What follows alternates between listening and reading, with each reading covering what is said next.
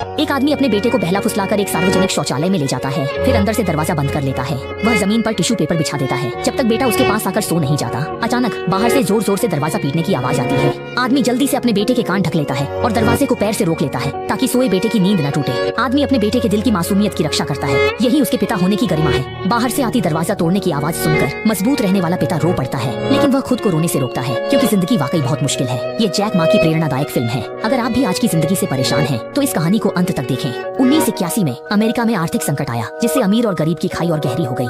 समाज के ताकतवर लोग स्पोर्ट्स कार में लड़कियों को घुमाते हुए सड़कों पर धूम मचाते हैं, जबकि कमजोर वर्ग के लोग भूखे प्यासे सड़कों पर बेहोश पड़े रहते हैं और कोई उनकी सुध नहीं लेता। उस समय के राष्ट्रपति रीगन टेलीविजन पर भयावह आर्थिक रिपोर्ट पढ़ रहे थे और उनके सामने एक उदास चेहरे वाला अश्वेत व्यक्ति बैठा था, जिसका नाम था क्रिस गार्डनर। कुछ समय पहले उसने अपनी सारी जमा पूंजी मेडिकल उपकरणों के एक बैच में निवेश कर दी थी, यह सोचकर कि अब उसकी किस्मत बदल जाएगी और वह खुशहाल जीवन जी सकेगा। लेकिन बेरहम हकीकत ने उसे करारा झटका दिया, क्योंकि ये स्कैनर मशीनें एक्सरे से बस थोड़ी सी ज्यादा सटीक थी, लेकिन कीमत दोगुनी थी। इसी वजह से क्रिस को बार बार असफलता का सामना करना पड़ा। उसकी पत्नी इन मशीनों के ढेर को देखकर बेहद निराश हो गई थी। पति को 2 महीने से कोई काम नहीं मिला था, खाने के लाले पड़ गए थे, इसलिए बेटे को मजबूरन सबसे खराब किंडरगार्टन में दाखिल कराना पड़ा। परिवार संभालने के लिए उसकी पत्नी हर दिन 2-2 नौकरियां करती थी और जिंदगी की परेशानियां पति के प्रति असंतोष में बदल गई थी। क्रिस चुपचाप सब सहता रहा। इसी दौरान गलत पार्किंग के कारण उसकी कार ट्रैफिक पुलिस ने जब्त कर ली। 2 महीने का किराया बकाया था, ढेर सारे चालान भी भरने थे। इन सब ने क्रिस की जिंदगी अंधकार में धकेल दी। वह बिना मंजिल भीड़-भाड़ वाली सड़कों पर भटक रहा था। तभी उसकी नजर एक चमचमाती स्पोर्ट्स कार पर पड़ी, जिसने उसकी जिज्ञासा जगा दी। वह खुद को रोक नहीं पाया और कार मालिक से 2 सवाल पूछ लिए।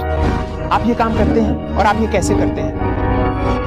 मैं स्टॉक ब्रोकर हूँ। स्टॉक ब्रोकर, क्या इसके लिए कॉलेज जरूरी है? ज्यादातर लोग अच्छे होते हैं, बस अपना ध्यान रखना। यही सीधी बात 28 साल के क्रिस के दिल को छू गई।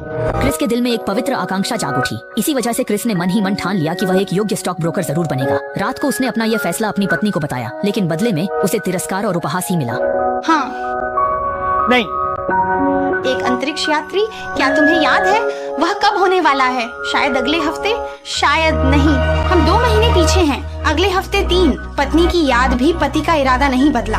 अगले दिन वह दृढ़ निश्चय के साथ एक सिक्योरिटी कंपनी में नौकरी के लिए गई, लेकिन कम शैक्षणिक योग्यता और अनुभव की कमी के कारण मानव संसाधन प्रबंधक ने उसे इंटरव्यू का मौका तक नहीं दिया। क्रिस ने हार नहीं मानी। वह हर दिन कंपनी के नीचे खड़ी रहती, सिर्फ खुद को पेश करने का एक मौका पाने के लिए। आधे महीने बाद आखिरकार उसकी मुलाकात मानव संसाधन प्रबंधक से हो गई। क्रिस ने अनजान बनने का नाटक किया और उत्साहपूर्वक आगे बढ़कर हाथ मिलाया और बातचीत शुरू की, लेकिन अप्रत्याशित रूप से प्रबंधक को मुख्य कार्यालय में मीटिंग थी। क्रिस ने सूझबूझ दिखाई और रास्ता एक होने का बहाना बनाकर मानव संसाधन प्रबंधक के साथ एक ही टैक्सी में बैठ गई। रास्ते में क्रिस ने प्रमोशन की कोशिश की, लेकिन प्रबंधक का ध्यान उसके हाथ में रूबिक क्यूब पर था। चूंकि यह उस समय नया खिलौना था, प्रबंधक ने कहा कि यह एक धोखाधड़ी है और इसे कभी भी वापस पहले जैसा नहीं बनाया जा सकता। क्रिस ने उसकी रुचि को भांपते हुए कहा कि वह टैक्सी से उतरने से पहले रूबिक क्यूब को सुलझा सकती है। प्रबंधक ने उपेक्षा से हंस दिया, लेकिन उसने रूबिक क्यूब क्रिस को दे दिया। जल्दी ही वह मुस्कुरा उठा।